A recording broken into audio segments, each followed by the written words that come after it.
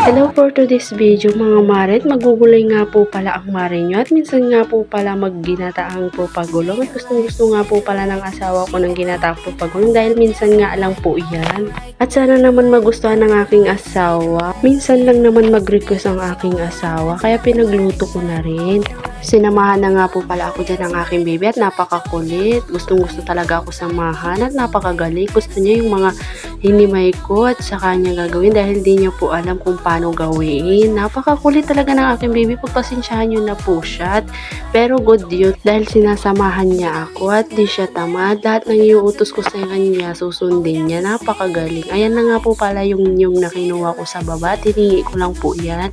Naggagayat na rin po pala ako ng bawang, sibuyas at pinabilis ko na rin po pala para di na magtagal. At ayan, panoorin na lang po pala ako. Naggagayat na po ako ng sibuyas, bawang.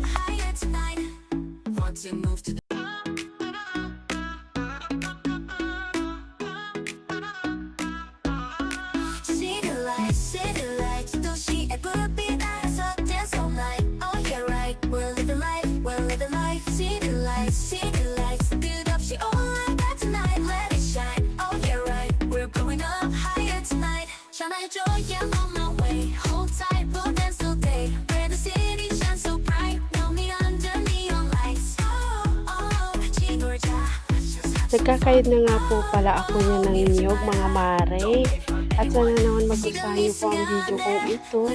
At napakasipag lang yun pag may lutuin. Tapos na po pala ako magkayod mga mare.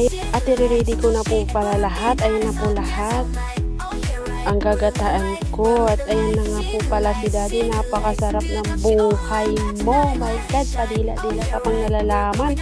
At isinalang ko na nga rin po pala yung kawali at inanuhan ko na ng mantika at sibuyas. At kumukulo na rin po pala dyan at nilagay ko na rin ang bawang at inalo-halo ko na rin po pala dyan.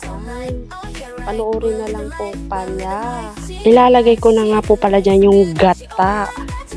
At ihintayin na rin po natin kumulo at ilalagay na rin natin ang gulay na po pagulong. At ayan, panoorin na lang po pala habang sa pagtapos. Pag naluto na po pala, nagkakainan na po pala kami ng aking daddy at nagugutom na raw daw po siya. Takita yung niluluto ko na pala. Napaaga daw ang aking lutuin. Ay sabi ko, ayos lang yun para busog-busog ka naman palagi. Hindi nagre-reklamo ka pa, di pa naman luto. Ayan, paluto na nga dyan, daddy. Maghintay ka na konting oras. Makakakain ka na. Thank you for watching. Bye-bye.